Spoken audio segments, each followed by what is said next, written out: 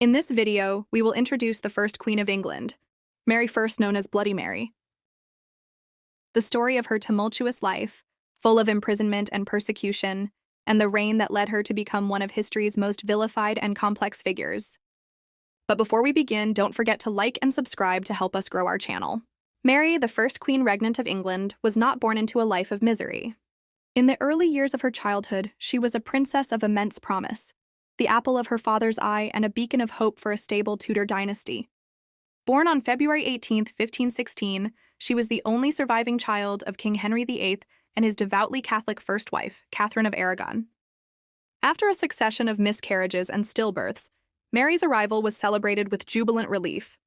She was a healthy child, a miniature version of her regal parents, and for a time, Henry doted on her. He had her educated by some of the finest scholars in Europe, and her intellect blossomed. She became fluent in Latin, spoke a little Greek, and was instructed in French and Spanish, the language of her mother's native land. Her mother, Catherine, instilled in her a deep and unwavering faith in the Roman Catholic Church, a faith that would define her life and ultimately lead to her grim historical moniker. However, the shadow of her sex began to loom large. A daughter was a treasure, but an heir was a necessity, and Henry became obsessed with the idea of a male successor. His fixation grew into a dangerous madness that would tear his family and his country apart. He began to question the legitimacy of his marriage to Catherine, claiming it was cursed by God because she had been the wife of his deceased brother Arthur. With a new love interest, Anne Boleyn, in his sights, Henry broke with the Pope and the Catholic Church to annul his marriage, a seismic event known as the English Reformation. Mary's world shattered. She was now, in her father's eyes, no longer a legitimate princess, but a bastard. Stripped of her title and her household, she was sent away from court, forbidden from seeing her mother, and made to live in the household of her new half-sister, the infant Princess Elizabeth.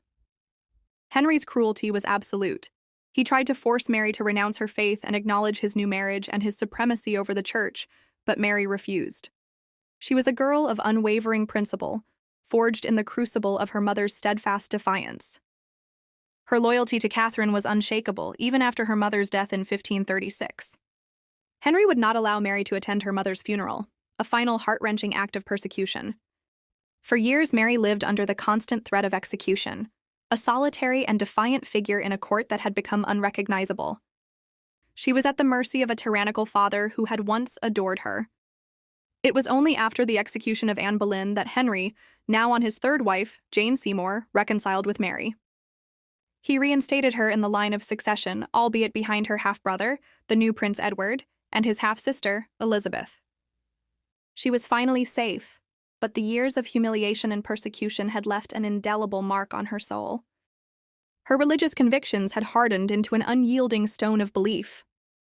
When the frail teenage King Edward VI died in 1553, the throne was once again thrown into chaos. Edward, an ardent Protestant, had designated his cousin, the Protestant Lady Jane Grey, as his successor, deliberately bypassing his Catholic sister Mary. This was a direct violation of Henry VIII's will, which had established the line of succession. Mary, who had been hiding in her manor in Norfolk, did not hesitate.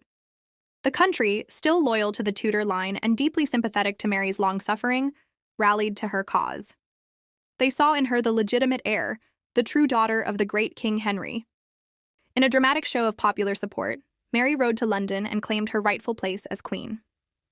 The reign of Lady Jane Grey, the 9 Days Queen, came to an abrupt and tragic end, and she was later executed for treason. Don't forget to like and subscribe to help us grow our channel. As queen, Mary's intentions were clear and rooted in her traumatic past. She saw it as her divine duty to reverse the Protestant reforms of her father and brother, and to return England to the bosom of the Roman Catholic Church.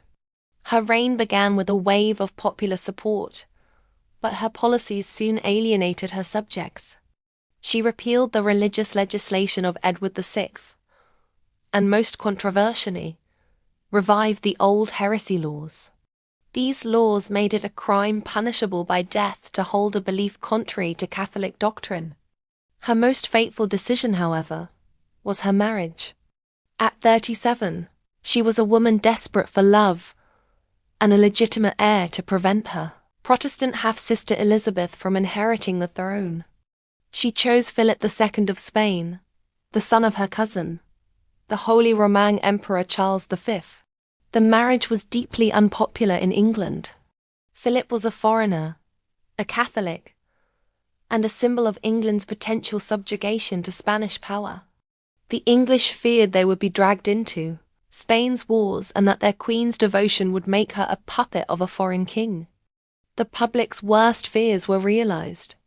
Mary's marriage to Philip did not produce the much-hoped-for heir. She experienced 2 phantom pregnancies, a cruel psychological and physical torment that fueled her desperation. Her body, afflicted with a number of illnesses, deceived her and filled her with a false hope that was crushed with each passing month.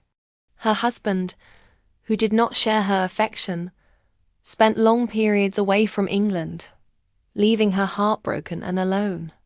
As her personal life soured, so too did her reign. The religious persecutions, which began in 1555, escalated. Mary, convinced that a heretic's soul was lost, and that it was her duty to save the kingdom from damnation, unleashed a brutal campaign to enforce religious conformity. Over the course of her 5-year reign, nearly 300 Protestants were burned at the stake. Among them were prominent figures like Archbishop Thomas Cranmer, who had once declared her parents' marriage invalid, as well as bishops, clergy, and ordinary citizens. The public burnings were horrific spectacles, meant to serve as a warning, but they instead had the opposite effect. They solidified Protestant resistance and filled the populace with a revulsion for the Queen and her policies. The sight of men and women, young and old, perishing in the flames was etched into the national consciousness. Accounts of the martyrs' bravery, their steadfast refusal to recant, were circulated widely and fanned the flames of Protestant sentiment. The Queen, once seen as a victim, was now seen as a tyrant. The name Bloody Mary was whispered in the streets, a testament to the horror of her reign. In her final years, Mary was a defeated and isolated figure. She was sick, childless, and increasingly unpopular. She had failed in her 2 most important goals: to have an heir and to restore Catholicism to England. The loss of Calais, England's last foothold on the European mainland, to France in 1558 was a final, devastating blow. It was said to have broken her spirit, and she reportedly lamented that when she died, Calais would be found engraved on her heart. Queen Mary I died on November 17, 1558, at the age of 42. Her sister, Elizabeth, a living embodiment of the Protestant cause she had tried so hard to eradicate, ascended to the throne. Mary's tumultuous life was a tragic paradox.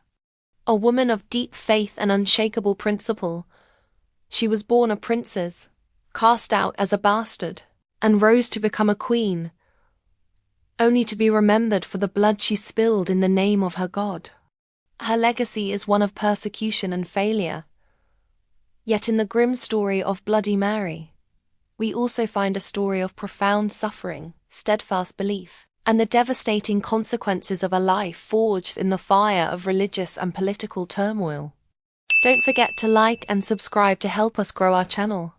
Thank you for watching, and ring that bell to receive notification on new videos.